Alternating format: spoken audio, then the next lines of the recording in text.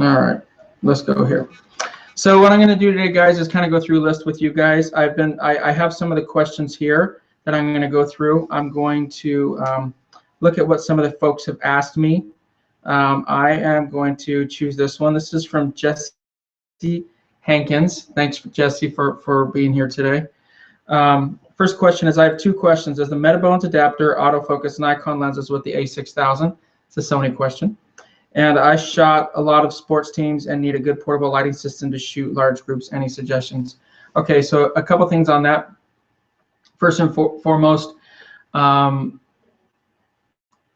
Metabones, for whatever reason, I don't know if it's a proprietary thing. I don't know if it's a thing between Nikon and Sony. There has to be something going on, because with the Metabones adapter, Metabones makes obviously one for Nikon mount lenses, and they make one for Canon mount lenses. Canon users have an advantage over Nikon users if they're looking at going to the Sony system, only because the Canon lenses will autofocus, whereas the Nikon lenses will not. You know, the plus is the Metabones adapter for a Nikon is, you know, a couple $100 cheaper. But yeah, if you had that autofocus ability, that would be amazing.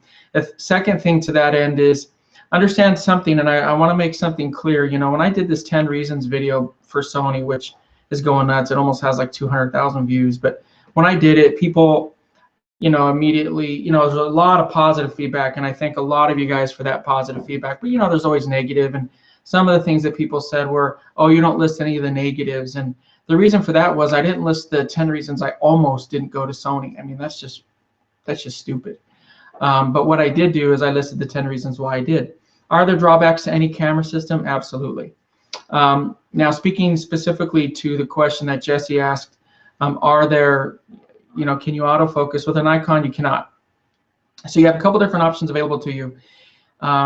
Number one, you're going to have to use focus peaking, which is in manual focus, which if you guys have seen the shots I've been posting recently, like the 14mm Rokinon lens that I've been using, this is the Rokinon Cine lens. It's actually Nikon F-mount lens that I use with the Metabones adapter on my Sony A7s, and it enables me to take amazing shots. You guys have seen some of the shots I've been posting on Facebook. Almost all of them have been with that Rokinon lens in manual focus. But I know, you know, you want to be able to autofocus, because sometimes things move real quick, and you're a little sketchy, or you don't want to miss something if the manual focus isn't working, or if you're not quick enough, or if you're not spot on. So in that regard, you're left with a couple different options. If you're going straight E-mount and you're not going with one like the APS-C, if you're going APS-C size sensors, which is like the A6000, the E-mount lenses are pretty darn awesome. The Sony 50mm 1.8 E-mount, it's like 250, 300 bucks. It's a great, it's fantastic. I mean, if you guys look at a lot of the shots from Ethiopia, a lot of those are straight out of that 50mm 1.8. I mean, it's stuff that'll win awards, stuff that'll, I'm gonna, you know, submit it to contests, National Geographic and stuff. Believe me, it'll do really well, and that's just out of that little camera. Second thing is, you know, Sony has what they call an LAEA4, which is an adapter for the full frame cameras, like the A7s, that allows you to put Sony A-mount lenses. So the Sony DSLR lenses you can put on your A7s and get some amazing results. That way you can do some full frame functionality with all of the autofocus capabilities. Now, the lenses that are made specifically for the A7 series are the FE mounts, which stands for full frame E-mount. They have about 6 or 7 of them right now. They're really good. They're really, really good lenses. You know, I just shot a 2-day commercial shoot in Louisiana with the full frame E-mount lens, actually the kit lens that came with the A7, and it did remarkably well. Autofocus was amazingly quick, just super awesome camera. So all I can tell you is it's well worth it if you guys take the time to learn that camera and to learn those different lens systems. So let me see if I answered all the questions Jesse had there. Okay, the second question, I shoot a lot of sports teams and need a good portable lighting system to shoot large groups. Any suggestions? When it boils down to that, what you're looking at is, are you going to use flash or are you going to use video light? When it comes to flash, what I would recommend would be the Interfit system. You could use some of the other ones that are out there, but the Interfit system is going to be your best bang for your buck. It's incredibly powerful. It's very reliable, and you know, you can get the Pro Flash 180s, the Pro Flash 360s for about, I don't know, $500-600, and they do great. I'll show you one. Let me grab one right here.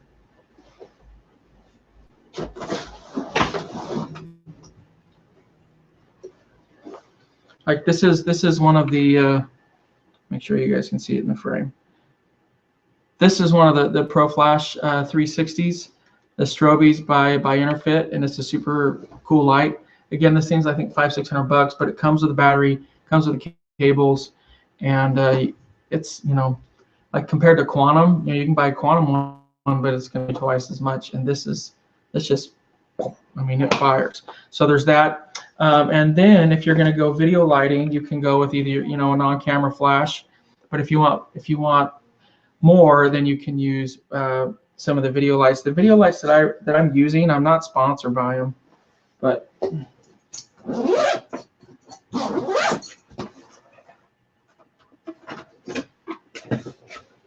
all right, guys. I get lots of questions about these lights. Lots of questions. You guys see these in my production shots. You see me using them all the time. For the record, I'm so tired of people saying I'm sponsored by people when I say stuff. I'm not sponsored by Sony. Now, in all candor and all disclosure, since I released that video, Sony's contacted me. We haven't come to an agreement yet, so who knows? But I'm still not sponsored by Sony, and I had zero communication with them prior to that video. Now, in regards to this light, this is a light made by Flashmate Just-Tech. I'll write the name out. I actually brought a little whiteboard. I thought I would try to be real guys today. This, isn't that high tech? Flashmate.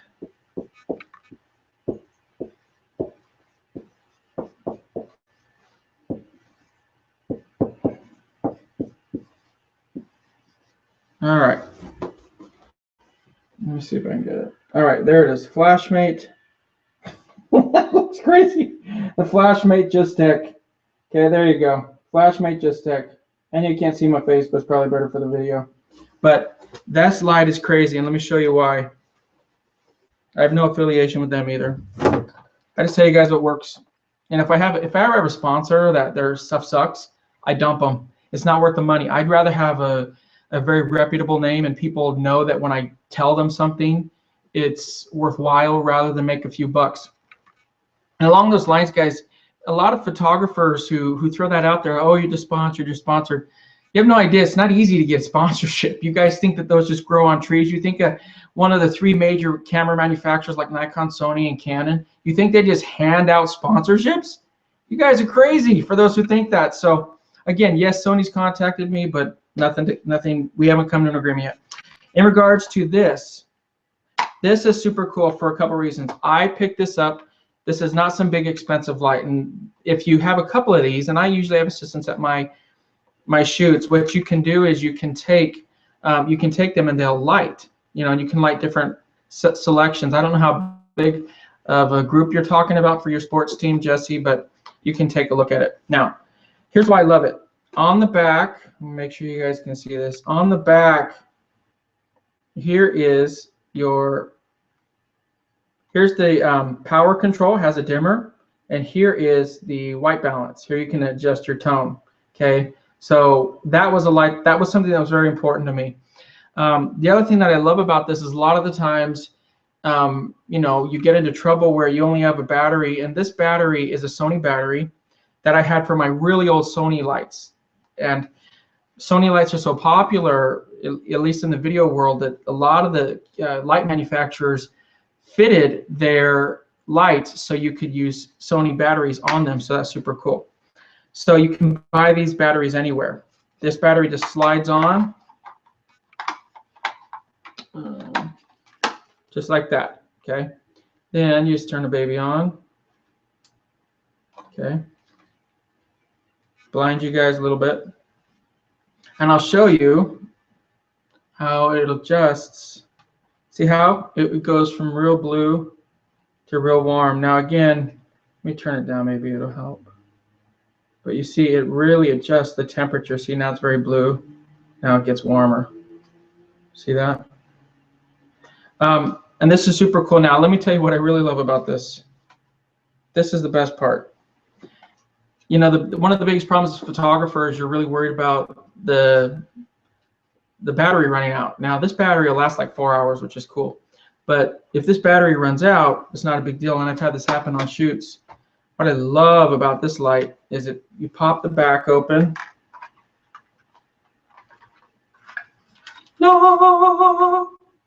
And you can put batteries in it. Isn't that awesome? It just takes little AA. That's what I love. So this is the Flashmate Gistech. Now the model number is F-198C. So again, it's the Flashmate LED video light Gistech, model number F-198C.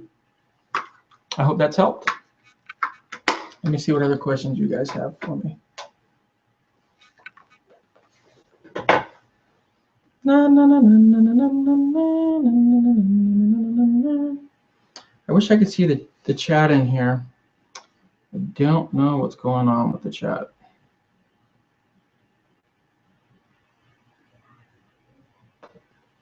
Let me try to figure the chat out real quick, guys. Hang on. Bear with me. Bear with me.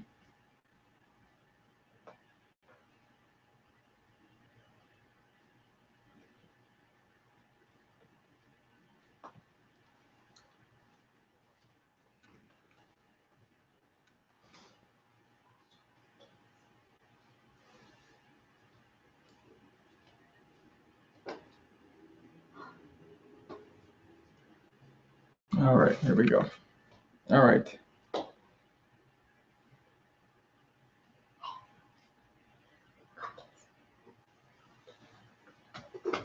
All right, so let me figure this out. So this is our first hang up so far. I'm not able to see any of the chat. That's not good.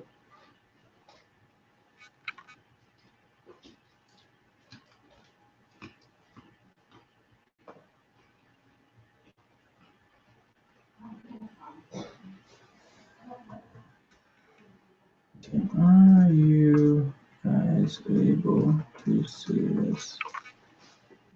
All right, so I just put something out there, guys. I'm curious to know, are you guys able to see whether or not, are you guys able to see the chat on the right side?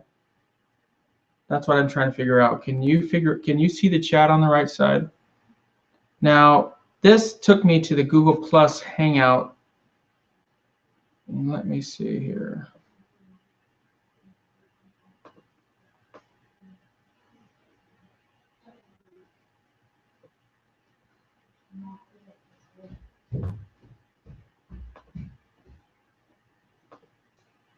It's a beta test, so thanks for hanging with me, guys. I'm trying to figure out this system. I thought I'd be able to see your chat questions, but I'm not able to see them. So let me see here. Live control room. Maybe this will be it here.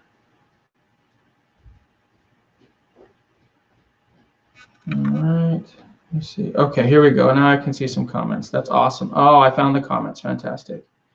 Okay.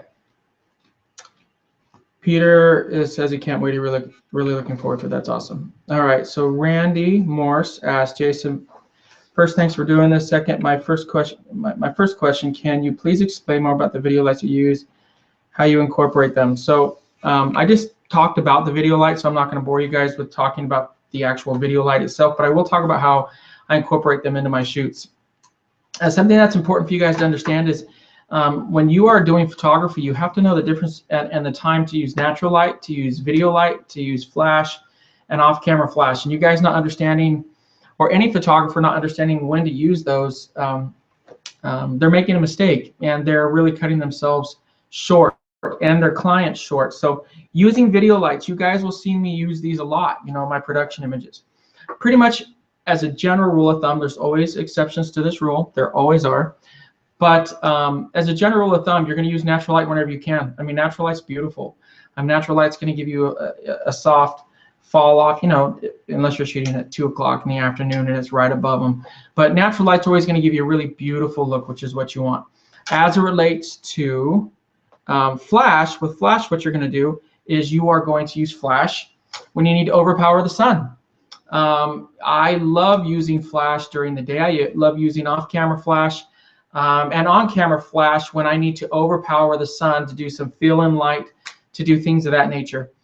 Flash also gives you the opportunities to be able to create some really dramatic results. I mean, if you're looking for high contrast, really striking images, flash allows you to do that because of the fact that it throws so much power. I mean, unless you're carrying a portable, studio with you everywhere, the flash is going to be the way to go. Otherwise, you'd have to use video lights that are as big as the sun. As it relates to video lights, for me, everybody's different, but for me, I know some photographers, they'll go into a reception hall, they'll go wherever else, and they'll set up a flash, and they'll put flash on, on triggers, pocket wizards, radio poppers, whatever, and then they'll fire. Again, you can get some cool shots like that, don't get me wrong, but the way that I have learned to really control my light output and to get amazing results without having to worry about shadows. See, the big con to flash photography are shadows, right? And so when you use video lights, it negates and mitigates the effect that flash has, the negative effect that flash has on your pictures. So with these video lights, I have 2 of them that I pack in my bag. With these video lights, I'm always going around and I'm lighting my subject. So what you're doing, guys, is you're exposing for the background, right? That's how I get that look where people think it's fake, right? Because I expose for the background and then I use video light or an alternative light source to light for the foreground. So that really helps me to be able to get the results that I want. So I incorporate video lighting into my shoots when I need to get more of a more romantic, softer look. Flash can have a very hard, dynamic, and contrasty look, which is awesome, but you just have to know when to use it. So I hope that's helped. Next question here. And you guys keep on putting this stuff in. Now that I found the comments, now I'm going to be able to toggle back and forth, which is going to really help.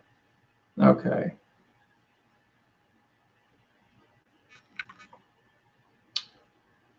All right.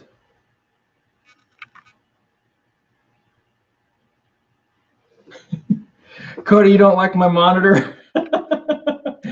It's not the monitor, brother. I've already tested it out. Believe me, it's not the monitor. It's the webcam. So we might have to do a different webcam. All right. So he did it in caps. I think that's funny. Let me go here with the Drum Rider. How's the kit lens with the A6000? There's a bunch of different lenses. The A6000 pretty much comes with a 16 to 50 kit lens. It's a pretty good lens. It's pretty good. I don't really use it that much because when I bought the A6000, I went and bought a bunch of different lenses. I bought some Sigma lenses. I have a Sigma. I have the Art series for the Sigma E-mount lenses. I have the 60, the 30, and the 19. And those have really helped me. From the Sony side, I have the 55 to 210, the 50, and the 16. That's pretty much what I use for the Sonys. But the kit lens is pretty good. I mean, it's not, I would always, urge you or encourage you to go to a prime lens. But yeah, the lens on it is pretty good. Next, Mark Somona, say hello, send a hello to Canadian Bacon. Canadian Bacon, hello, it's very nice to talk to you again. He came to a workshop in New York and we gave him a bunch of crap about being from the 51st state. And they wouldn't exist if it wasn't for the United States, but there you go. Let the Canada hate mail begin. Cindy Talley, I'm new to taking pictures in manual. Where can I learn more about this? www.jasonlanierworkshops.com. Seriously, come to a workshop. And I know that people might say, oh, well, it's not so easy to come to a workshop. Honestly, in the future, I might put out some videos that have some input as to how to learn manual.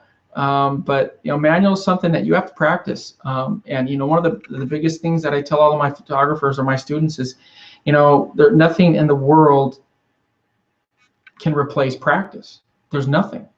Even at this stage of my career, I shoot more than anyone I know. I shoot all the time. I'm always practicing. And for anybody who's been in one of my workshops, they'll tell you one of the things that I really advocate is doing a bunch of free shoots. Now, I'm not talking about free shoots for, you know, your family. That doesn't count. The reason it doesn't count is because they're gonna either love or hate what you do, but they're not really gonna give you that real client interaction and interface that you'll get by shooting with a model. Go on to modelmayhem.com and buy, go on to modelmayhem.com and buy, not buy, but put a casting call out for a model. I think that would really help, and that's what I did. I went to a bunch of, you know, Salvation Army stuff like that, and I bought a bunch of stuff and wedding dresses, and I threw them on models. We did a bunch of TF shoots, which means time for, and I learned, and I really cut my teeth that way, and that's what I'd recommend to you guys. Man, you guys are just popping questions. I love it. All right, I'm trying to keep up here. I'm trying to keep up. Okay. All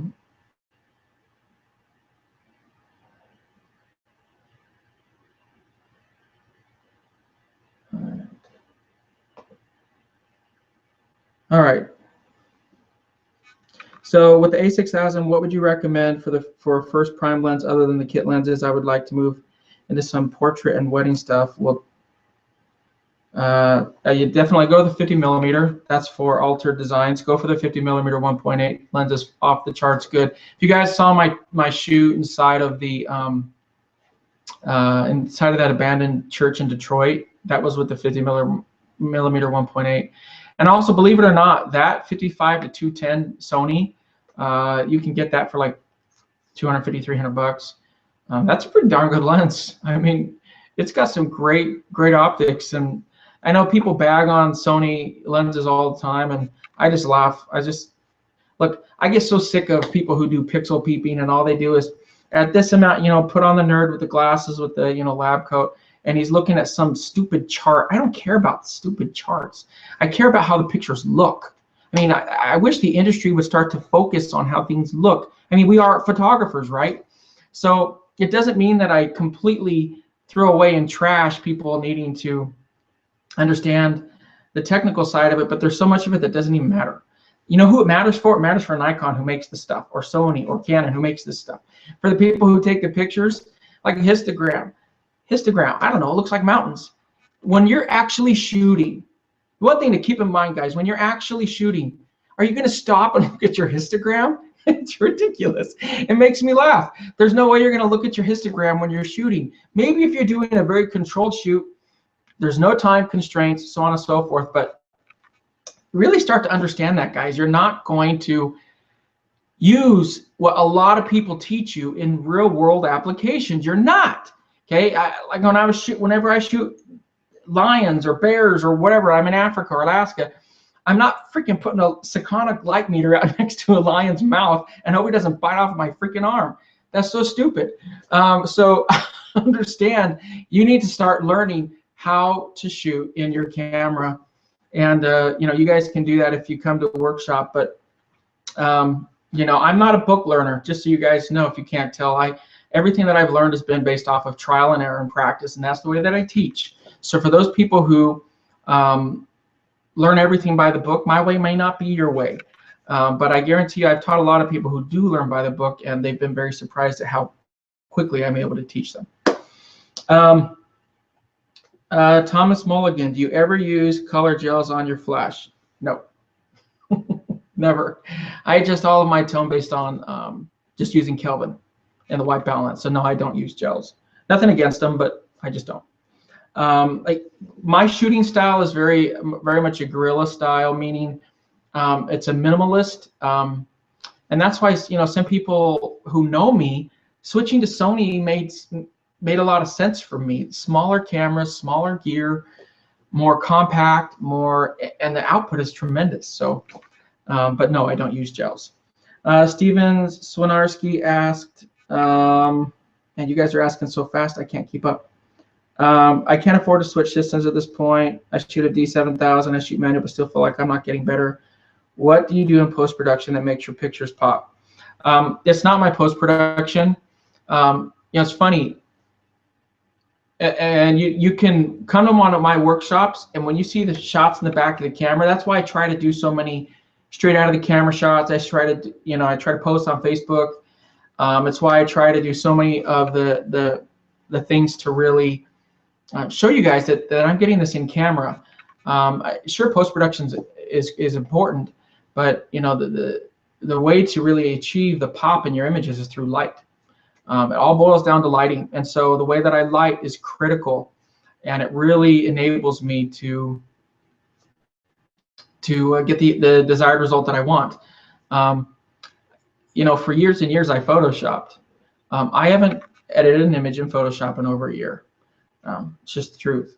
I don't edit in Photoshop anymore. Again, back to I'm more of a minimalist. I want to shoot, I want to edit, and then I want to shoot.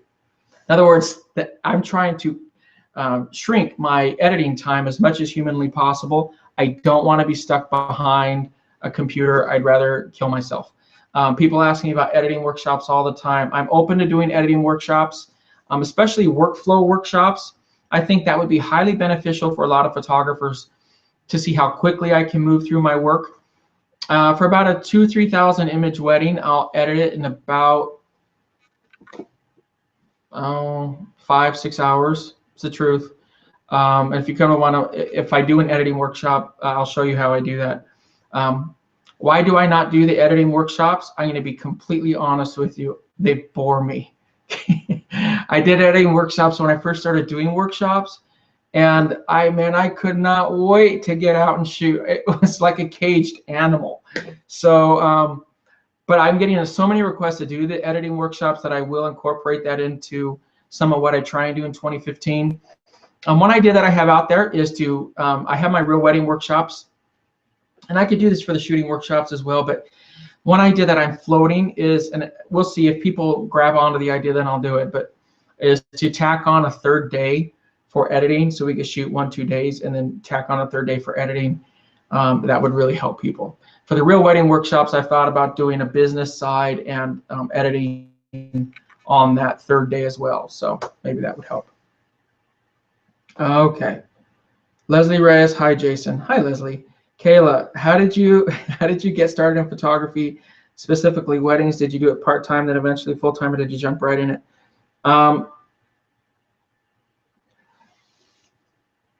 If you watch how I got started in photography, I go through the whole story, so I won't bore those who have watched it. I was volunteered to do photography by my wife. Volunteered me to shoot my sister-in-law's friend's wedding, and I had no idea I was going to do it. And I sat down for Christmas dinner, and Carly said, "Hey, thanks for shooting Brittany's wedding." I said, "What are you talking about?" And so, long story short, this is a very abbreviated version. I met with them. They loved me for whatever reason. I had no portfolio. I started shooting weddings. I didn't have any weddings on the books. That was in March of 2007. I didn't have any weddings on the books.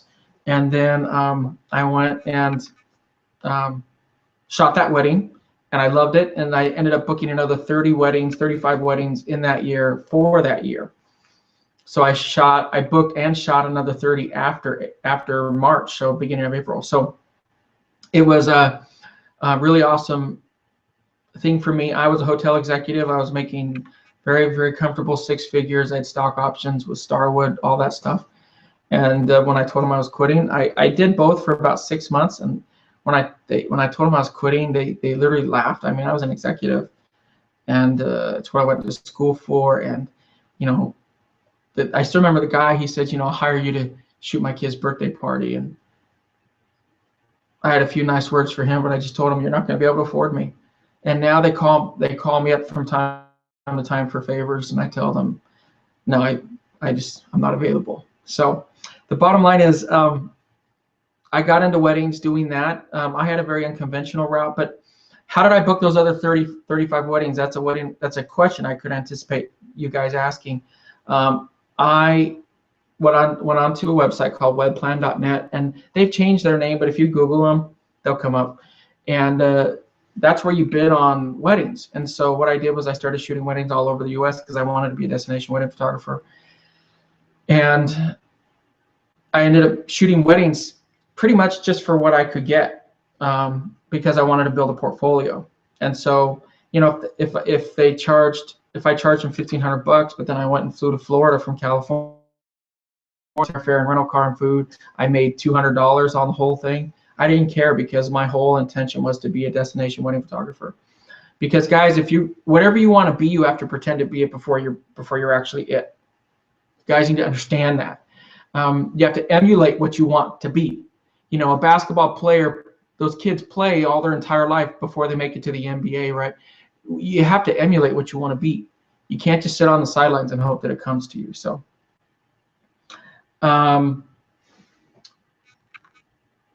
business info would be the bomb, says Q88. So, yes, I'll incorporate business. I'll help you guys sell. I know, straight up, whenever I do business stuff, people book weddings, and I can give you testimonials, like straight up testimonials from people who they've met with me and they've hired me for a private session. I've given them business techniques, and they'll tell me they're booking weddings like that. A lot of times, people book a lot more weddings after the real wedding workshops. So keep that in mind, guys. The real wedding workshops, no one else does them like I do. People are copying me now, which is fine. It's flattery, but come to one of my real wedding workshops. It'll change your perspective on weddings because they're real. We've had drama at the workshops, drama between me and the brides, or me and bridesmaids, wedding planners, whatever. And I handle it like I would a normal wedding because I think it's so important for you guys to see that. So, Kayla asked, how did you get those weddings? Word of mouth? No, you guys got to understand something. Word of mouth for wedding photography is not what it's cracked up to be. People like to tell you that you're going to get all the word of mouth. It's not going to happen. You might get some, and I certainly get some, but not nearly as much as people led me to believe that I would. So what it boils down to is you have to get out there, you have to work, you have to hustle. And if you really want to book weddings, here's the key. You got to go to venues, go to wedding venues. Don't worry about florists, don't worry about cakeries. Why? They don't hire you. They hire all those people after they choose a photographer. So if you make buddy nice with the florist or the cakery or the DJ, they're not hiring those people before they hire a photographer. So in other words, if you're buddies with a DJ, he's not going to be able to refer hardly any business to you.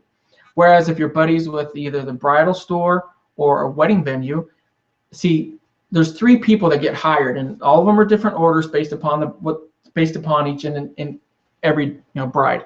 But they're going to hire either the venue, the bride. They're going to hire the venue, buy the wedding dress, or hire a photographer. Those are one of the first 3 that happen. So you need to be buddies with those first 3. That's the key. And it's even the venue. I mean, the venue before the wedding dress. They got to make sure a venue's available so they can pick a date. Once they pick the date, then they can hire a photographer. So get buddy with wedding venues, guys. Steve Abrams, any news on your next workshop? Yes, guys, I'm sorry. I'm coming out with a whole new list of dates. We're going to do some crazy dates next year. I want to do some in Paris, France, not California, but I want to do some in Paris. I want to do one in Scotland. I think Scotland would be really cool. I've been to Scotland and I freaking love it there, and just the shots are tremendous. Get a bride in a bridal gown with the castles. Be amazing. So, but yeah, I would. Other locations, definitely New York, West Virginia. Phoenix is going to have to happen at some point. If it's not this month, it'll happen. But man, Phoenix has to happen. Definitely going to hit Florida. We'll have a lot of dates. Now, what I'm going to be doing is starting this month, I'm going to be opening up applications for brides to apply to be a real wedding. I do have already a few real weddings booked for next year in California that I just haven't had time to put up on the website. So we do already have some booked for California, Southern California for next year. So stay on the lookout for that.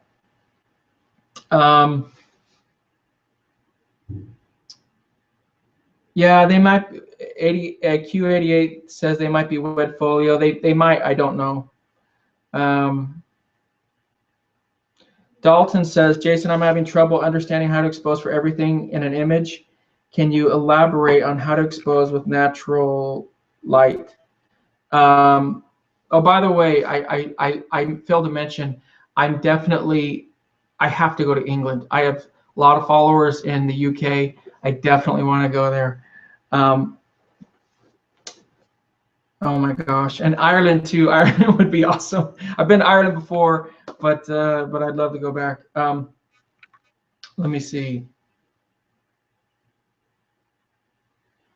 Okay, how to expose for everything in the image yet, guys? That's not easy to do, and I don't mean to put you guys off, but for you to achieve the results that I achieve, you're gonna have to invest in some learning. I'm not trying to just give you guys a BS answer, but it's the truth.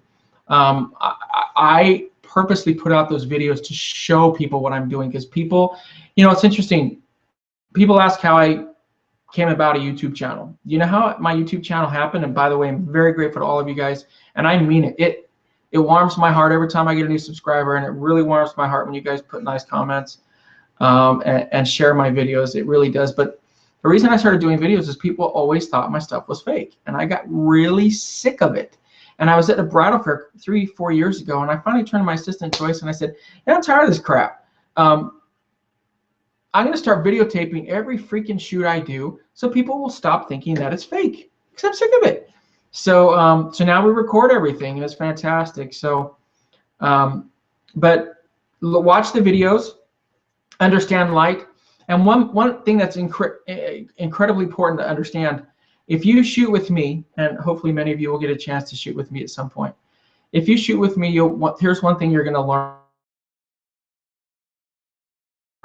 Because I'm the god of photography, I don't take bad shots because I choose not to shoot when the lighting sucks. I mean, you guys got to understand that. If lighting sucks, put your camera down, because you're wasting time, and you're wasting post-production, you're wasting memory space, you're wasting everything. You need to focus on taking great shots. You need to be more deliberative, and you need to be more picky with what you shoot. That's going to really help you. In other words, if you're going to do a free shoot or go out and do a landscape or whatever, go when the lighting is awesome. Now, I know some of you might be saying, well, I can't just go when the lighting's awesome because of the fact that it's a bride and I have to shoot at X time. That's different. I'm talking about you guys learning. So how to expose for everything in the shot. First and foremost, find your main lighting source. You know, if you're shooting into the sun, which is a sin that most photographers do incessantly because they have not learned how to properly do everything. They shoot into the sun to get some artistic look with the lens flare, blah, blah, blah. Again, it's good for a couple shots, but the problem is our industry has turned it into every shot. That's a serious problem, and it's a fad, and it'll go away. But in regards to shooting that, you know, that sun being behind your back, not straight into the sky, that's the first and most important thing, right? Because if you're shooting into the sun, how are you going to expose for the incredible brightness of the sun with the darkness of the ground? You're not.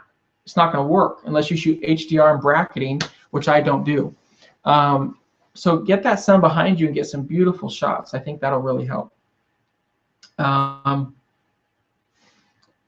Okay, I'm going to get to as many of these as I possibly can, guys. I love the fact that you guys are on here, and I truly, truly do appreciate it.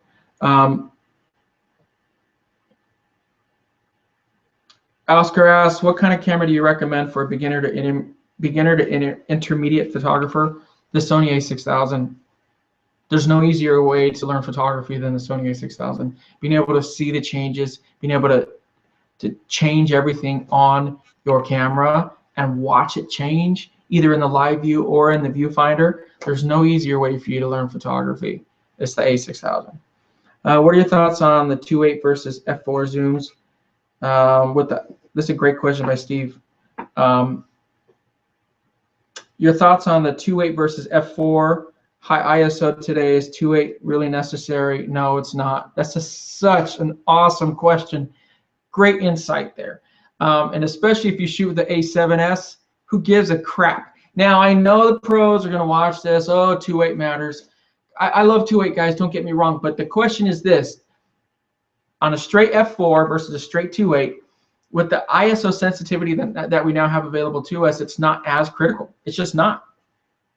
I take that A7s, for example, into these weddings that I shoot, and where I used to need a 1.8 or faster to be able to get some of the shots. Now I just crank it up to 3, 4, 5, 6,000 ISO, and I'm getting gorgeous results.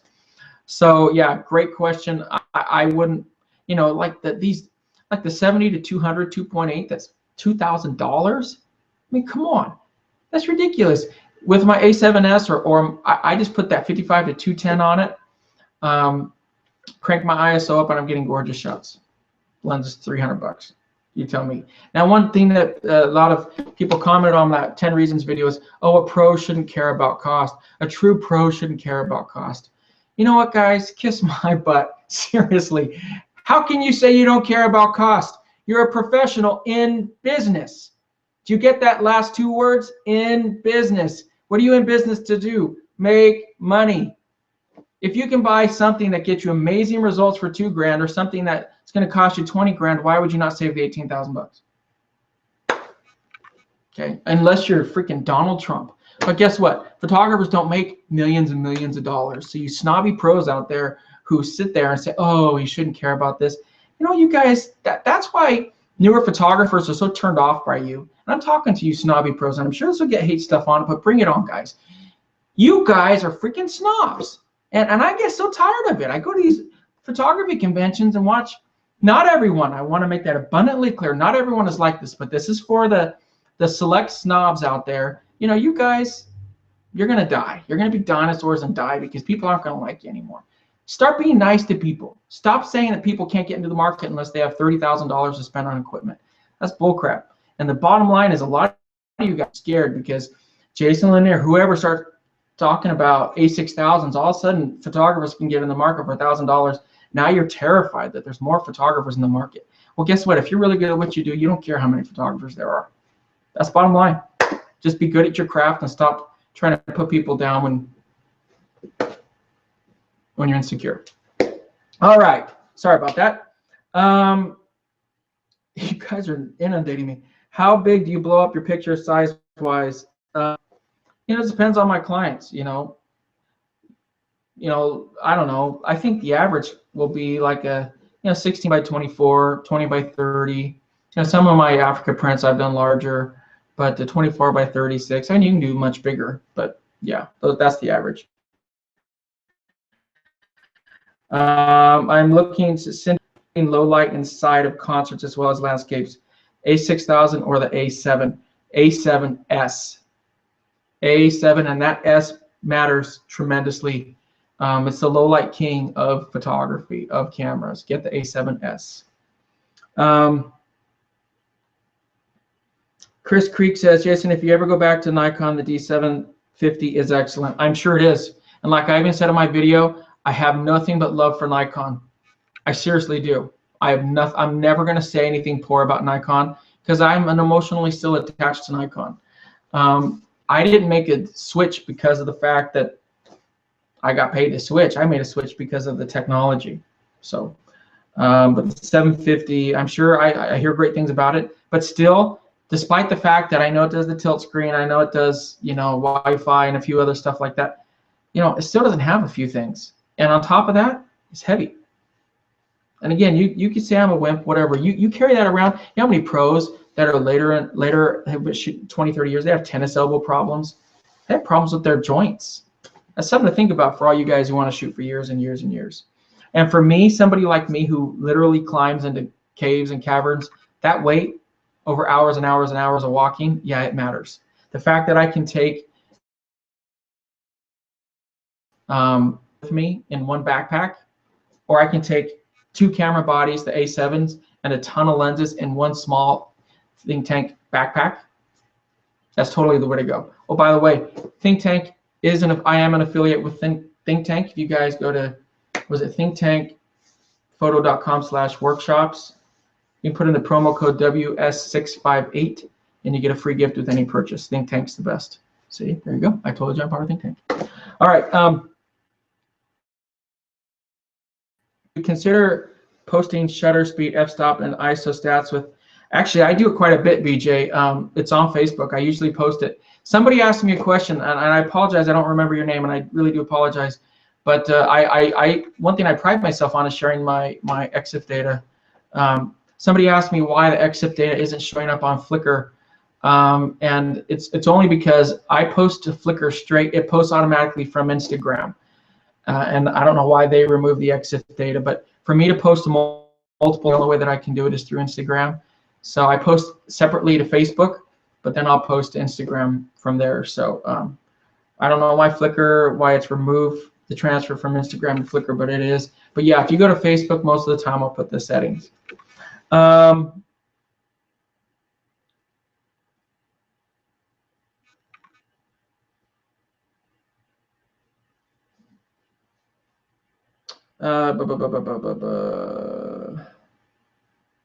Steve Abrams, planning to go out to WPPI for the first time next year. Any tips on how I can get the most out of the convention and when to show up? Don't bother. Okay, WPPI is not really like this either, but let me put it this way. The best time to go to WPPI is going to be when the convention starts. You can do some classes ahead of time, but if it's your first time, I'd recommend really getting in there and absorbing some of what they say. Definitely come to my workshop, because I do a workshop right after WPPI. Like literally WPPI ends on Wednesday and my workshop's Thursday, Friday. But one thing I'll really tell you is go to the trade show floors, play with the cameras, play with the gear. It's, you can go to B&H Photo or whatever, but you can go to that trade show and you can learn a ton of stuff by going through that trade show floor. One thing that I'm possibly looking at doing is gathering a group to go with me through the trade show, so I can answer questions for you guys. Just have a blast. So that might be something I do every year at WPPI. Don't forget this for those that are going. Every night I go out and shoot something wild and crazy, either if it's on the strip or somewhere else, and we'll be putting stuff out for that. So if you're going to WPPI, make sure to keep an eye out for that.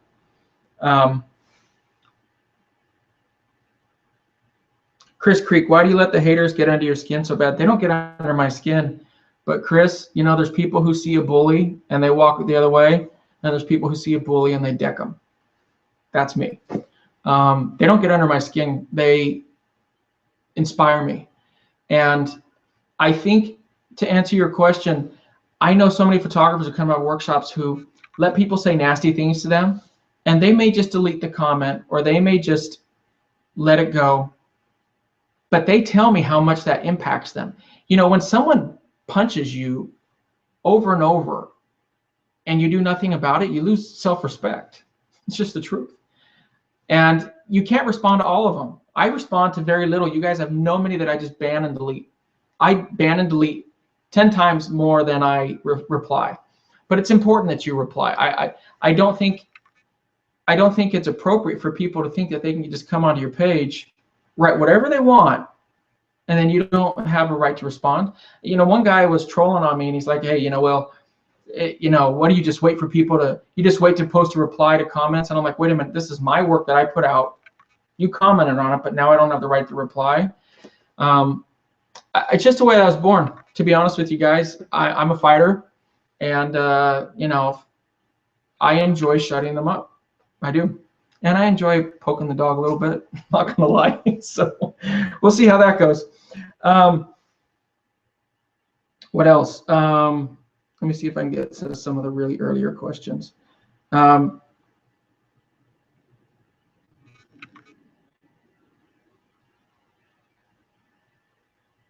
Oh, James, Tim, are you asking about the X58 on Flickr? Yeah.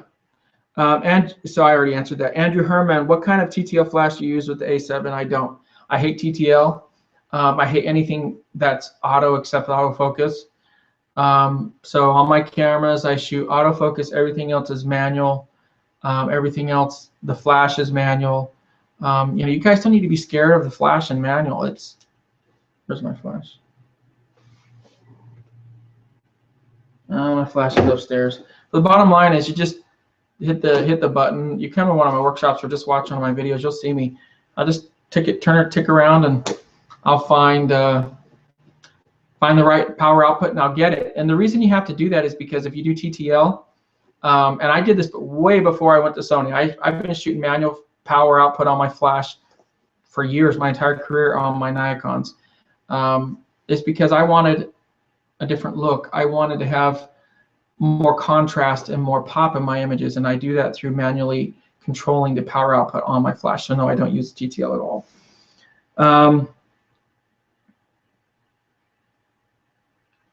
What else here? Lots and lots and lots of questions. Okay, Barbara Seeger. I've been using the A6000 for 3 months and love it. I'm about to sell my Nikon D600. Can you please give an idea of a good flash trigger I can use for off-camera flash for the A6000? It would be the Interfit. Strobies. They work great. The little trigger goes right onto the shoe of the camera, and it works fantastic. Now those only work with the Interfit flashes, the ones I was showing you guys earlier. But yeah, it's definitely a great way to go. Our macro lens is great for portraits. Matt Newman asks. They're fantastic. I love the 105 macro. That's a Nikon lens. I love the 105 macro for portraits. I'll use it quite a bit, and it's beautiful. Oh my gosh, the fall off the bokeh, Riska, whatever. It's beautiful. So yeah, I definitely have the 105. BJ asks, I had a website here in Phoenix, asked to use some of my hometown images. I feel honored and agreed. If I or anyone were to ask for compensation for this, what would a proper compensation be to ask for? I think it depends on where your photography's at and what your images are going to be used for. If you're talking about you get a great shot and that ends up being used in a national ad campaign for Starbucks or whatever, you definitely want to make sure you have compensation for that. So understand the scope of what they're going to use the images for. It's an honor for us to have our images displayed. I know that's makes us feel great, and that's fantastic. But make sure that you feel duly compensated. I think a good starting point at a bare minimum, is $500 to be compensated for doing something. I mean, the last thing you want to do is give away your stuff and then you feel like, man, they used my images for like 3 years and never got anything from it. Even if you only got $500. Now, I would charge a lot more for that. I just did an ad shoot, and I got paid $16,000 for 2 days. So I'm not bragging. I'm just telling you guys what I made, because a lot of times people, wonder how much professional photographers make. My average wedding, I'll get 7 to 12 grand. Just depends on what the wedding is. So there you go. There's the holy grail, the secret thing that nobody ever wants to tell. The other thing too is all photographers negotiate. All photographers have different rates. Well, I can't say all. I can't speak for everyone, but the vast majority do. Are you still using Rotolights? Haven't seen them used in a while. I have the Rotolights, and I haven't used them ever since I bought this thing that I went through earlier. Not hating on Rotolight. They're great guys, but the thing that this has versus the Rotolight is this has the dimmer, which is critical, and it has the Kelvin, the white balance.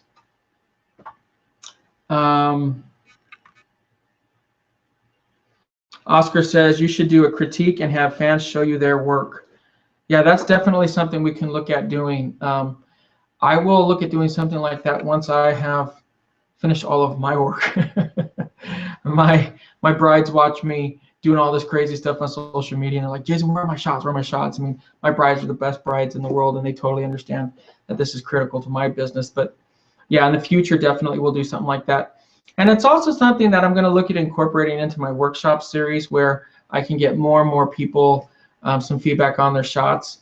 One thing that I do is I do one-on-ones where I give people the opportunity to learn from me privately, and a lot of people choose to use that time to have me critique their work, and it has really helped a lot of photographers.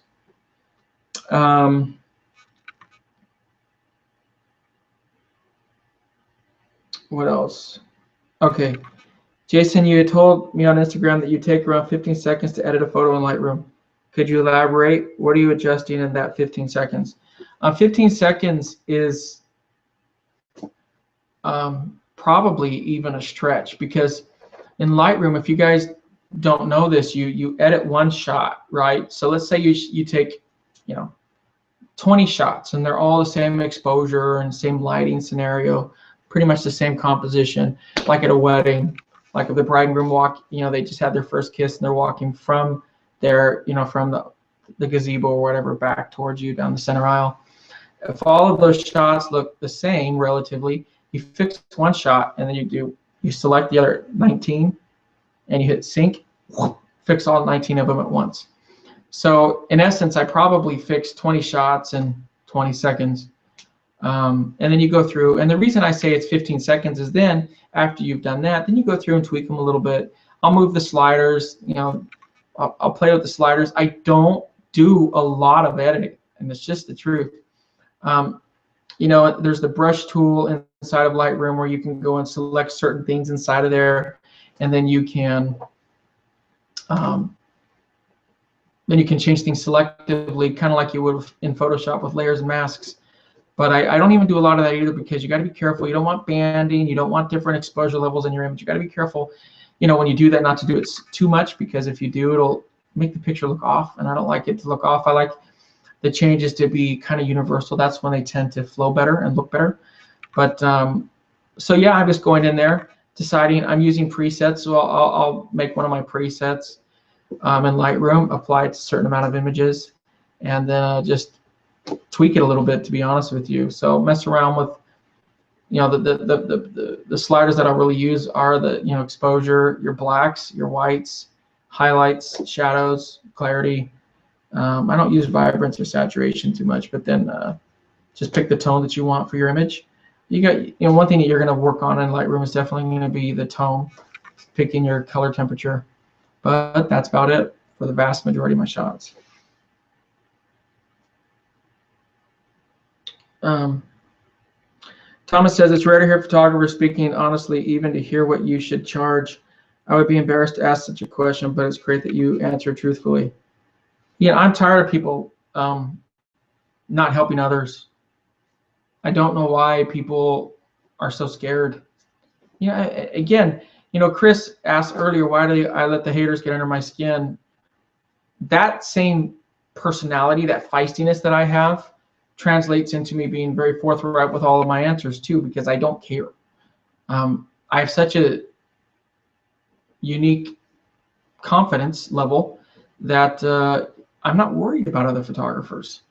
I don't know any photographers in my area. I don't. When my 10 Reasons video came out, someone thought it was hilarious. He says, I live 10 miles from the guy. And he and I had never heard of each other. Well, it's because I don't study other photographers in my area. I'm worried about myself. People ask me all the time, who do you really admire? Now, there are great photographers out there, but I don't study other photographers. I've always been focused on me being better. And I always knew what I wanted to capture in my head. The real trick was for me to learn how to create it, right? Because you have it locked up inside of here, but the biggest frustration that I had was I had it in here, but I couldn't get it out on my camera. So I worked tirelessly to perfect that. And that came through doing, guys, I can't tell you how many hundreds of thousands, if not millions, no joke, of shutter clicks that I've done to get where I'm at. Nothing will ever beat hard work. And the honest truth is, the reason I don't worry about a lot of other photographers either is because there's only a certain small percentage of people that are really going to be willing to do what it takes to be the best. That's true of any profession. You know, there's tons of professions, sports, doctors, whatever it is. The cream rises to the top for a reason. It's because the cream fights to get to the top. And if you guys don't understand that, you're not going to be very successful. So instead of worrying about everyone else, worry about yourself. Worry about yourself. And if you do that, you're going to be 10 times more successful than the guy next to you. So I don't worry about who's living next to me, what everyone else charges in my area. It's completely inconsequential. I could give a crap. What I care about is, am I being compensated for my work? You know, I'm shooting a wedding. You want more honesty? I'm shooting a wedding for $3,000 in January. Here's a quick story. Bride comes up to us at one of our sales events, says, oh my gosh, I love your photography. I'll never be able to afford you, but I just wanted to let you know. And I said, well, flattery works really well on me. So tell me why you love my photography. Oh, it's just so different, blah, blah, blah. So I said, I'll tell you what, if you get married on a Wednesday in January, which is dead for me, when am I going to shoot a wedding on a Wednesday in January? I said, I'll do it for $3,000. She literally came back 45 minutes later, said, I booked it. It's Wednesday in January. You're going to keep your word. Her name's Carrie. And I said, absolutely, wedding. The rest is history. So that's just the way I am. I love having flexibility in my business, and I love being able to do what I want to do. So I just think, guys, one thing you should know is a lot of people are full of hot air, and I don't admire those people. I admire what you show me rather than what you tell me. You know, that plagues our industry, people who really don't know what in the world they're doing. So, you know how many people buy likes? You know, when people get on it, Facebook, you know how many people have 20, 30, 40, 50,000 fans? They're advertising, guys. That's how they get them, right? I can tell you, and if there's a way for me to prove it, I will. I've never, like my YouTube, all those 17,000, almost 18,000 subscribers as of the time of this video, it's all organic. I've never paid for a single one. I don't believe in it. And it's not because advertising is wrong. It's because I want it to be real. I want people to come and watch me and view my videos. And if you just buy likes and buy Instagrams and buy whatever, those people aren't going to actually watch your stuff. So when I got into an online discussion with somebody, and I disagreed with what a photographer asked about how to shoot something, and I respectfully disagreed with him. And he told me that I was full of crap, which is fine. But then the funny thing was, he goes, check my page, bro. And that was his witty way of telling me to look at, he had 22,000 subscribers. I don't care how many subscribers or followers you have. I care about your work. So keep that in mind, guys. Do I want my numbers to rise? Sure I do, but I want my numbers to be real, and they are real.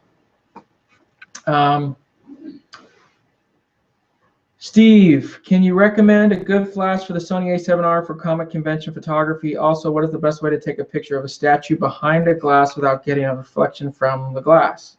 Okay, good. The best flash that I know of is the Nikon SB910. So I love that flash. So I would get the SB910. Again, some people say, what about TTL? I don't shoot in TTL, so if TTL is critical for you, you're going to have to go get a Sony flash if you shoot with the 7R. But again, I never, ever, ever use TTL. So, but that's what I would get, would be the SB910. What is the best way to take a picture of a statue behind glass without getting a reflection from the glass? Get a polarizing filter on your camera. Shoot it when you have natural light coming and hitting the shadow or the statue. And that's when you're going to get a great shot. Have you ever shot with somebody? Okay. Have you ever shot with film camera as opposed to digital? Oh, absolutely, Thomas. I cut my teeth on Nikon film, the Nikon 5005. I mean, I bought my first camera when I saved up all my money for my paper route. No joke, 3 years doing paper routes, and I bought my first camera when I was 15, and I was hooked. And so, yeah, I shot with film for 15 years before I went to digital. And that could be another reason why my shots look different, is because I'm not just a creature of digital photography. And you know, my shots also look different just because I shoot landscapes and I incorporate the fundamentals of landscape photography into my into all the other work that I do.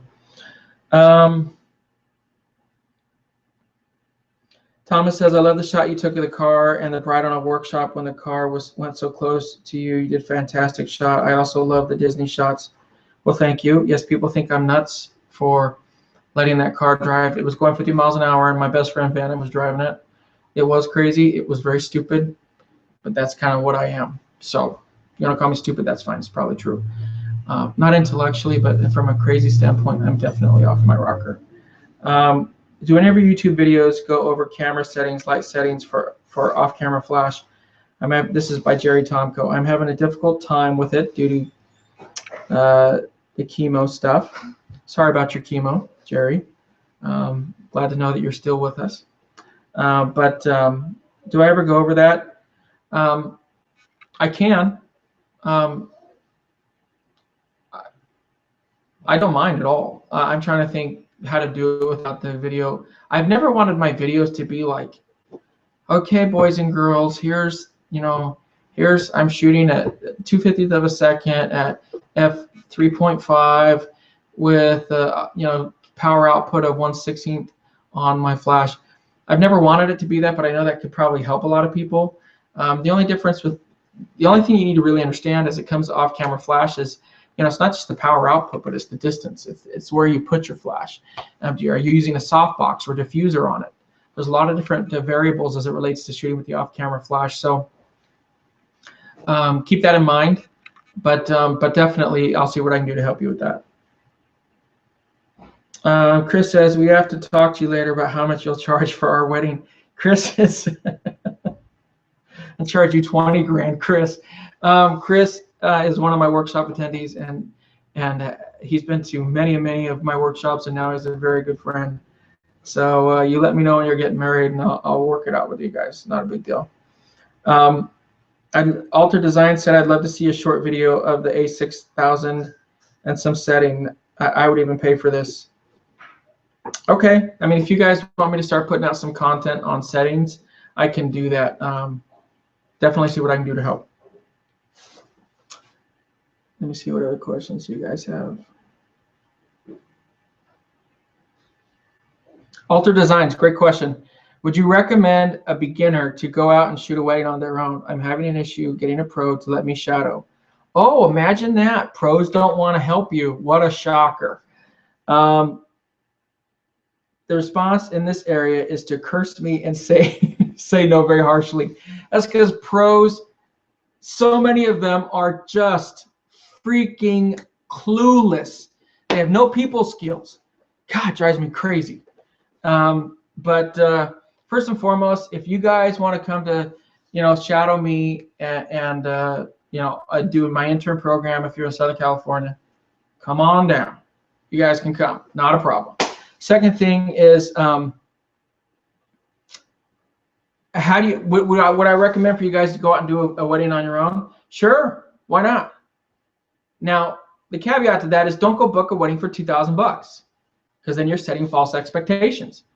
But can you go and book a wedding for $250, $500 and shoot it? Absolutely. Here's what you need to do. Show the client your true level of competency. Show them what you are capable of doing. Once they've signed on to what you're capable of doing, then they've purchased you at your current competency level. As such, if you deliver that same or better competency level for their wedding, there should be no problem. How else are you going to learn? So go out, do a wedding, start making money. Now, some people say, oh, I'm terrified of ruining somebody's once-in-a-lifetime memories. Okay, if the client is terrified of losing those once-in-a-lifetime memories by having a beginner shoot their wedding, then they should be paying more than $250. My point is, people hire me and pay me lots of money. If I screw up a wedding, I'm in big trouble, super big trouble. But guess what? I've shot 300 whatever weddings, right? So if you go and you shoot a wedding for $250, make sure to put the expectation levels where they belong, which is very low to the ground. They should not expect my work, anybody else's work who's a really good pro. They should not expect that level of work. It's just the truth. So if you guys keep that in mind, don't be scared. Go out and do it, guys. Grab life by the horns. Get out there and shoot. Don't let other people push you down. And whenever somebody wants to push you down, tell them to go kick rocks. What else?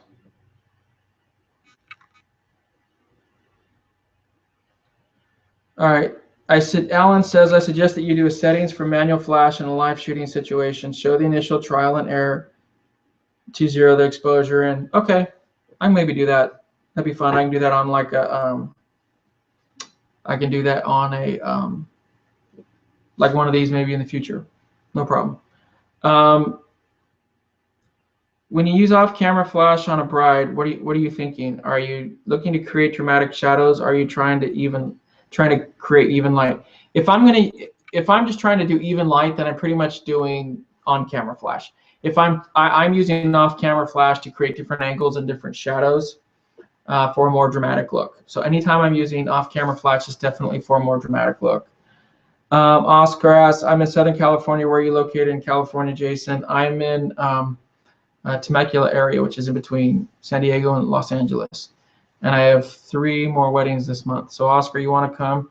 Go on to my jasonlanierworkshops.com website, fill out the intern program form, and we'll be in touch.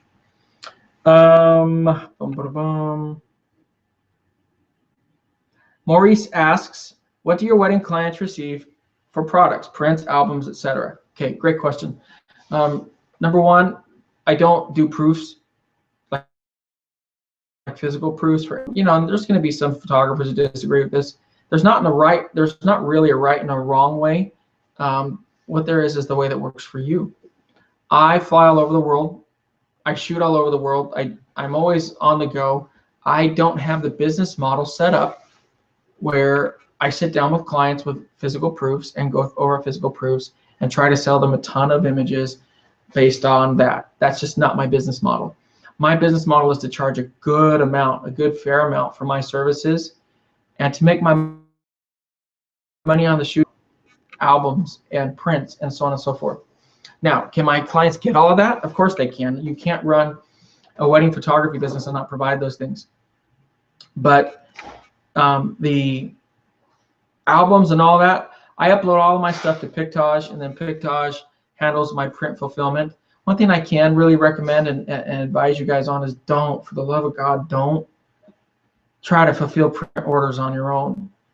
You know, unless you have a big share of your own printers, all that jazz, that's a different level. But if I have all of my stuff fulfilled by Pictage, and I don't worry about it. And I never worry about my clients getting their stuff. I think in 7 years of Pictage, I've only received 2 calls that were unhappy brides, and I told them, call Pictage, tell them to fix it, and if they don't, I'll be in touch with them. And I've never received a second call back. I pay Pictage to do that. How much? The pro plan is $100 a month, and then they make a certain amount on the prints, like an 8 by 10. I don't know. I don't want to be wrong, but for example, an 8 by 10, I think their cost is $2. So I charge my clients $4 or $5. I don't know. As you can tell, the print stuff isn't first and foremost on my mind. I don't make that much money off of it. Albums, yeah, albums you make a lot more. But you know, there's a lot of design and time that goes into albums. So, you know, maybe 20, no, higher than that, 30-40% of my clients get albums, and it's done through Willowbook, which is connected with Pictage. But that's what I do, and works really well for me.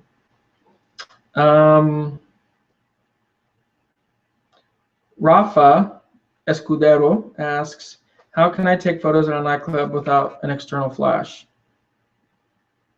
Get a Sony A7s.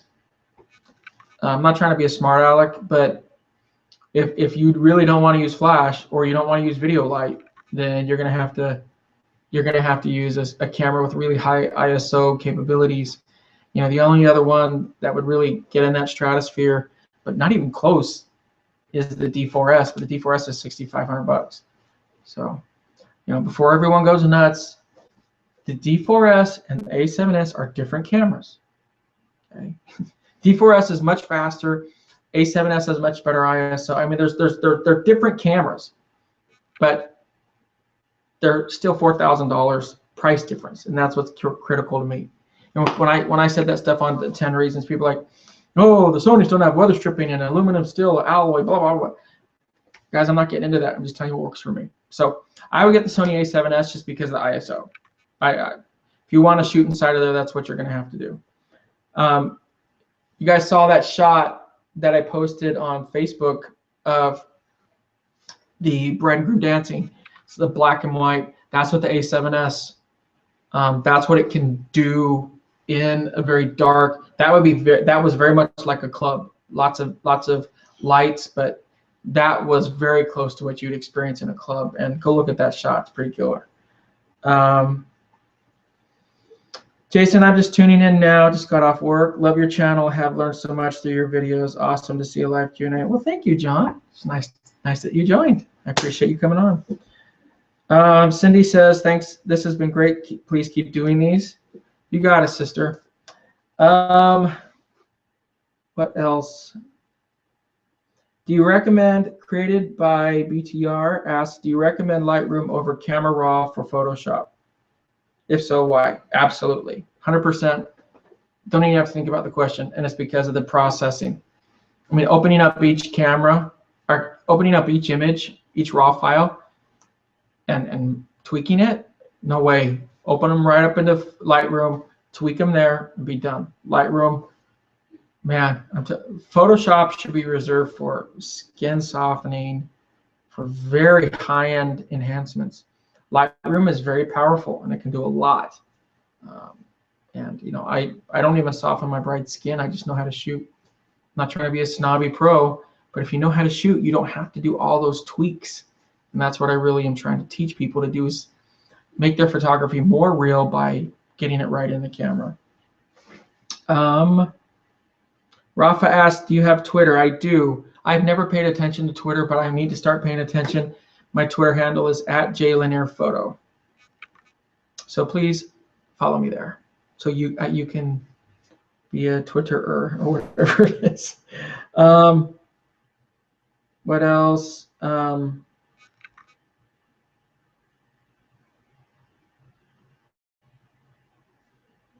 Alter designs. What would you recommend for minimal and equipment for doing a wedding? I'd recommend at least having 2 camera bodies. Now, some of you might say, oh my gosh, I don't have the money to do that. Again, if you're shooting a $250 wedding, then the bride is lucky with what she gets. There's going to be one person in the world who's very offended by that statement. It's just the truth. If you don't like it, fork over some more money. You don't go buy a $250 car and then complain when it breaks down a block after you bought it from the guy's house, right? You paid $250. You get what you pay for. If you don't like it, fork over some more money. You don't have more money, I sincerely am sorry for your situation. But guess what? I don't go to Taco Bell and expect filet mignon. I get what I get. What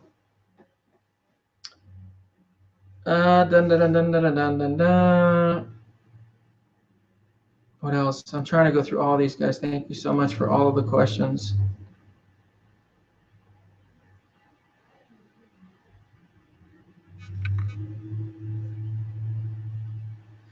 Lloyd Allen. Lloyd is one of my buddies from Niagara Falls.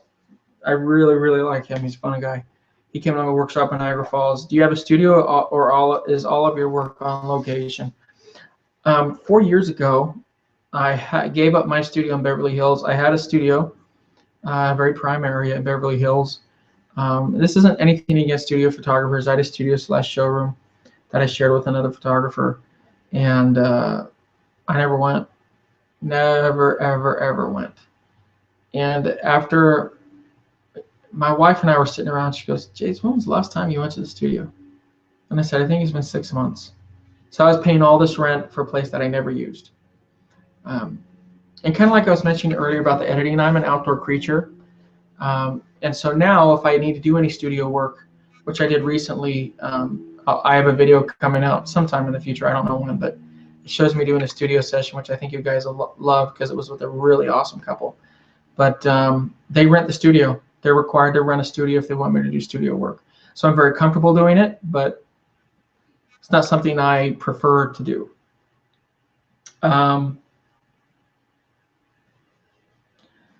Someone says, I have 2 A6000 cameras. My wife is wanting to learn at the same time, so I have the advantage. Thanks for making me feel better about that. You're more than welcome.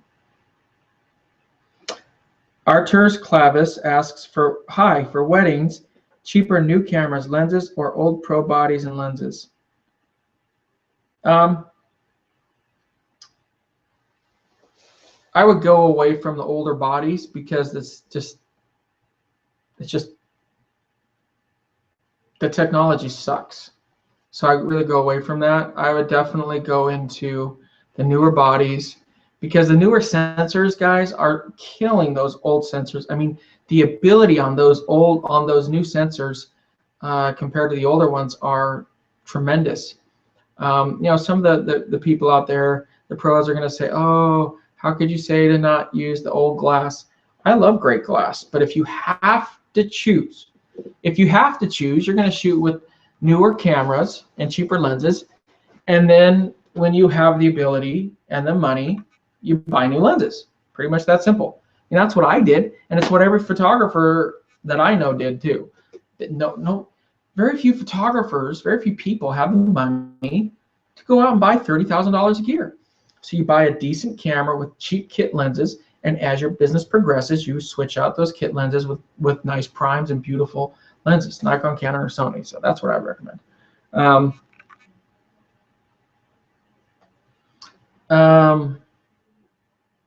Thomas asks, what's the worst thing that had happened to you on a shoot, or any horror stories? Oh man, I have so many. Gosh, one of my photographers, we flew and we shot a wedding in Florida. This was 6 years ago at Club Med. I think it was Club Med. I can't. It's one of those resorts. If I'm wrong, I'm wrong. But it's one of those. It's important. Port St. Lucie, Florida, and the bride, when we showed up, she was completely drunk, 100% drunk. She was double fisting Budweisers. my buddy Don and I looked at each other like, oh my gosh. This was 2 hours before the ceremony. She's getting married on a helicopter pad in August, okay, in Florida, super hot. So then the bride proceeds to take forever, and I mean forever, to get ready. And the ceremony started an hour and 15 minutes late, and half the guests had left. And this wasn't because she couldn't get ready. It's just she was bridezilla to the max. And so we go out there, we shoot the ceremony. There, she's staggering down the aisle, and it was just an atrocious event. But here's where it gets better. We end the ceremony, and they had purchased open bar until I don't remember the exact time. Let's say 6 o'clock, and the open bar ended at 6. And because she started so late, no one got to the open bar by the time that they were supposed to. So the ceremony was supposed to end at, I don't know, 4:30. Have open bar till 6. Well, it ended at 5:45. So, like cattle, they ran over, mass exodus, like Moses going across the desert, ran to the bar. They pillaged, they plundered. It was ridiculous. It's abuse. So we shoot the wedding, and she comes out to me, slurred speech, and starts saying, hey, I didn't get my Jason Lanier shoot. That's what some of my clients will call it, which is where I go out and do the couple shoot. And I said, I'm not going to say her name, but I said, well, you weren't able to do the shoot. What's that supposed to mean? Well, you were inebriated. You are inebriated. And she said, what? And and she went nuts. And so then that was, and I just said, look, I'm available, but you guys chose to go to the bar. If you want to go out now and do shots, we can. She goes, well, it's dark. I said, well, honey, you made that decision. And so we proceeded to go into the reception hall. We're shooting it. During the first dance, she starts screaming at me. You effing blah, blah, blah, blah, blah, blah. And didn't take my pictures. And the wedding guests they're drunk. Everyone's looking at me cross-eyed. So I was a professional. I finished shooting her first dance. I walked over to her and I said, I'm not shooting until you apologize, until you change your behavior. That was ridiculous. You guys may not think this is true. This story is straight up true. I don't exaggerate. I just tell stories the way they are. So she comes up, and I went and sat down and started, importing footage. I was still working. But the maid of honor comes up, which was her sister, and she says, Jason, the bride is very sorry. I said, well, she needs to come tell me herself, not because I'm trying to be prideful, but I need to make sure this doesn't happen again. So I need to have a concrete, substantive conversation with her to make sure she doesn't do this again. And she says she won't. I said, then I'm not going to shoot. I'm not going to be abused at a wedding, period. And I made a decision when I went into my career. I wasn't going to do bridezillas. I watched those stupid bridezilla shows where they treat photographers like junk. And I said, I'm not doing that. I'm not hired to be your whipping person. So it took this bride another 45 minutes to finally come over and say, Jason, I'm sorry, and I'm going to behave. Okay, great. Let's shoot. I went back and shot. Now the kicker to this whole endeavor was, at the time, I didn't collect all my money up front. I was a newer photographer. And so she owed me $2,000. And I said, I need to get that money. Now it's 1 a.m. because at the time I also told clients, which is really stupid, I stay until the reception ends. Don't do that, guys. Charge by the hours. Don't ever do that. So she's sitting there and she's not paying me. And it got to the point where I said her name, and I said, you have got to give me my money. And she said, oh, well, we'll just get it to you within the next couple of days. And we went back and forth and back and forth. And then the guys are getting belligerent because they're drunk. And I finally said, look, I flew all the way out here from California. I'm already eating the cost of that plane ticket if you don't pay me. I said, but I'll tell you what, if you don't pay me right now, I'm not joking. I'm going to show you as I delete your images from your wedding. Because what you're doing to me is theft. So if you're not going to pay me to shoot your wedding, then I'm not going to have shot it. And then, oh, we're going to kick your bleepity bleep. And I'm like, do what you got to do, but I'm going to stand my ground until I get my money. So she went, and finally they wrote me a check. And I was like, I don't know if this thing will clear. And I took it to my bank. No joke. The writing on it was so bad. I mean, you could not make out anything on it. Luckily, I had a good relationship with my banker, so they said, what does this say? And I said, I told them. And they cashed the check for me, and after it went through is when I gave her images. But, I mean, alcohol does some stupid things to people. I mean, I've had people try to punch me. I've had gear stolen at weddings. And that's unfortunate. But don't put up with stuff. Don't be rude. Be professional. Always maintain your composure. I've had people scream at me. I never scream back. I just hold my ground and go from there. So we're going to go for about another 10 minutes, guys. So if you have any questions, let me know. I've been using the Olympus OMDE M5. That sounds like a code to Fort Knox. I'm looking into getting the Sony A7s. Is it worth getting a new camera, or should I stay on my Olympus? Get rid of the Olympus. A7s is that good. It is. I mean, a silent shutter. And just, guys, you get the A7s for one reason. ISO. ISO. If you want to do amazing shots at night and shots that other people aren't getting, get the A7s.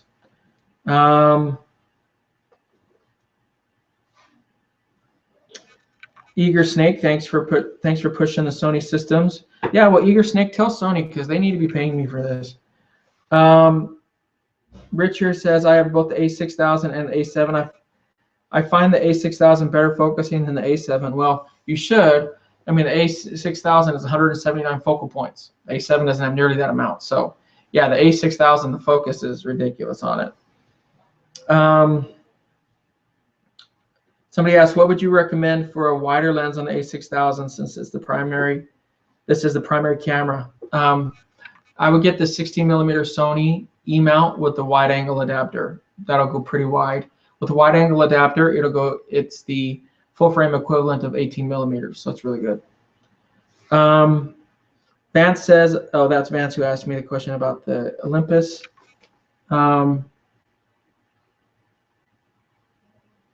Created by BTR, what are some of the biggest lessons that you learned when shooting photography? I know this is a very general question, but hard to answer. You know, the best lesson I got photography was patience. Patience. I know that's a general answer, but the most impatient photographers are usually the worst. I don't have patience for people not doing their job when I'm shooting. That I'm very impatient about. But it's patience in letting the shot come, understanding when it's going to come. It's slowing down so you are mentally available to get the shot that you want. I think that's critical. Doing those things really change the way that you approach photography. I think some of the times landscape photographers are the best photographers because they're forced to be patient. You go to shoot a sunrise, you guys know when you see these sunrise shots by me or others, a lot of times we went out 10 mornings, and 9 of them the sunrise wasn't very good.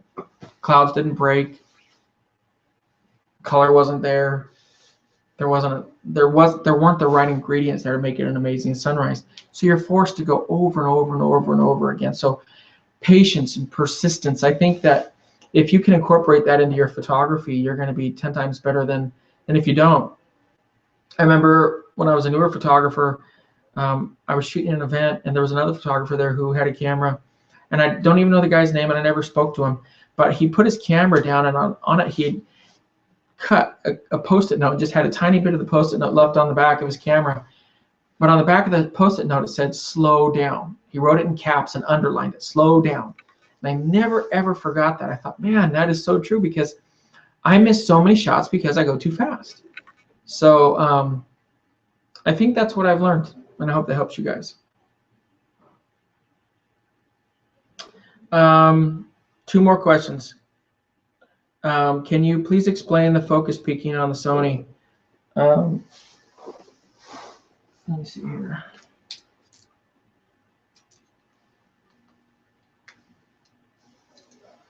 I don't know if this will show up in the camera. Let me see here.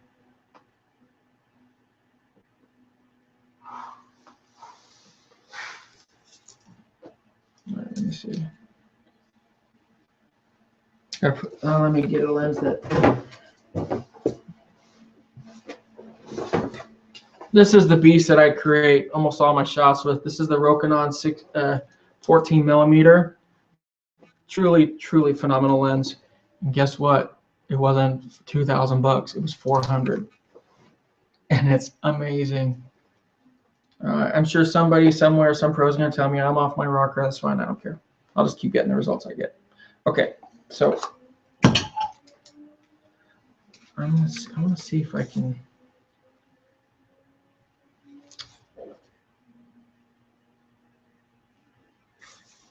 All right, I'm going to try to do this. Now, in the camera, let me get this here. Again, guys, I didn't plan for this, so I'm going to do the best I can. Let me see if it'll change it. In the camera,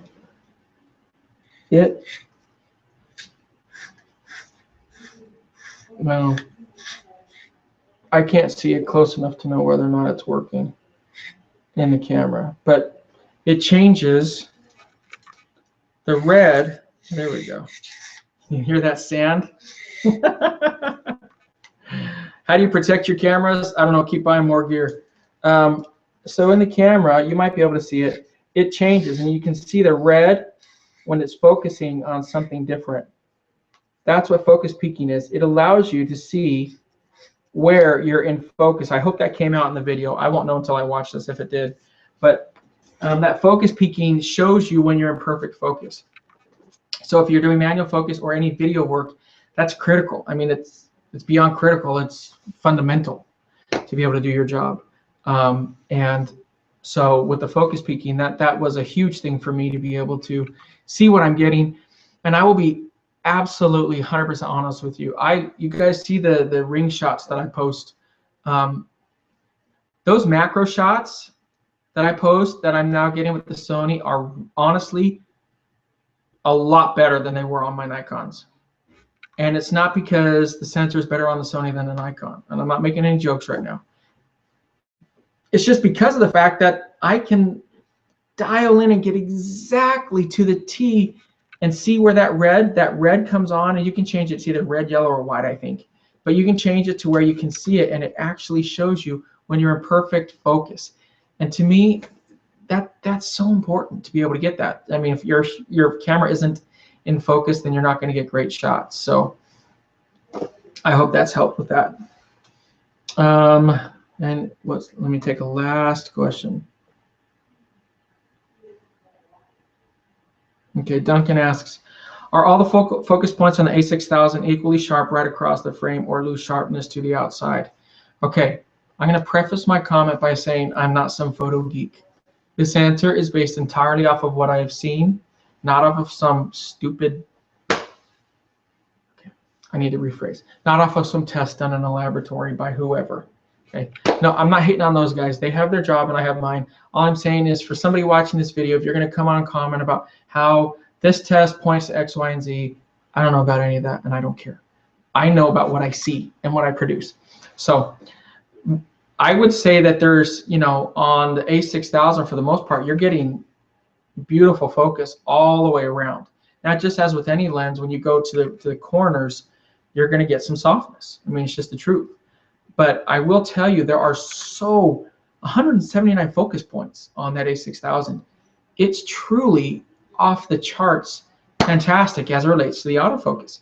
So no, I don't see really any weaknesses in the autofocus and the focus points on the A6000. And I would say because there are so many points, it definitely gives you a broader range of great focus compared to other cameras. I really stand behind that statement. So a couple things, guys. We have workshops coming out all across the U.S. Stay tuned for that. Please do me a favor. You know, you guys follow me, and you guys are putting a bunch of comments, and I really appreciate that. But one thing to keep in mind is you can help me by sharing my videos. That's very important. Sharing my Facebook page, sharing my Instagram. Those things really mean a lot to me to help me to be able to do more of what I do. So the more that you guys do that, the more you help me, and I'm able to, in turn, help you. I'm getting lots of questions right now. Can you come to Australia? Can you come to all these other areas? The answer to that is yes. And let me state, people ask me about my workshops all the time, and this is important. I started doing my workshops based on an on-demand basis, meaning if you get a group together, I literally schedule it and come. I have a very good feeling, for example, that I'm going to be coming to Phoenix in about 2 weeks. I think that workshop's going to come because I have enough people that are interested there. So if you're in Australia, if you're in Scotland, if you're in Ireland, if you're in England, if you're in India, wherever, yes, the international workshops are going to cost more. How much more? Oh, $5,000. Meaning if you guys get a group together and you have to hit a $5,000 minimum. So if you got 5 people, it's $1,000 each. If you get 10 people, it's $500 each. I come out and do a workshop, 2-day workshop. Okay. For the States, it's a $2,000 minimum. Now, what about travel and all that? That just depends on the time of year and what's going on. If I can get a decent plane ticket and travel, I don't charge you for the travel. If it's something where it's like, hey, we really want you to come this certain week, and plane tickets happen to be 3 times the amount of the cost, and it's going to be more. So it just depends on that. But guys, you can have workshops in your area. You just have to help me to put some boots on the ground in that area so I can come to you. And this is how I've done my workshops for years and years, and it's been very successful. And I love doing it this way because then I get a lot of excitement in that area. And again, something that's important to me is it's very organic. So I have still so many questions. I'll answer one more. What other Nikon lenses do you use on your Sony manually? I only use the Nikon 105mm. That's it. I have so many beautiful lenses, but that's the only one. Now that Rokinon is a Nikon F-mount lens, but I did buy it specifically for the Sony, so I don't do that. Guys, thanks again for sharing. Please follow my work. Share my work. That means a ton to me, more than you guys know. And one other thing, guys, is if you have any abandoned stuff in your area and you can get me access to it, let me know about it and get me access to it. And I come out there and do a shoot, you guys can tag along and be with me those days, and there's no charge for that. If you get me access to some of these amazing places, we can do some amazing things. And I've done that with Orty. I announced that program just a month or 2 ago, and it's enabled me to go to already some amazing shots like that mine that I did the 10 reasons video at. It was a result of that. Somebody who worked for the mine got me into the mine, which was amazing. So thanks guys for watching. I really appreciate it. Make sure to thumbs up, subscribe, make sure to follow all my videos. I really appreciate it, and I love you guys, and we'll be doing a lot more of these later. So till next time, guys, keep shooting, never give up on your dreams, and remember, you only have one chance to get it right. So get your butts out there. Don't take crap from anybody. Be nice and do a good job. Talk to you later, guys. Bye.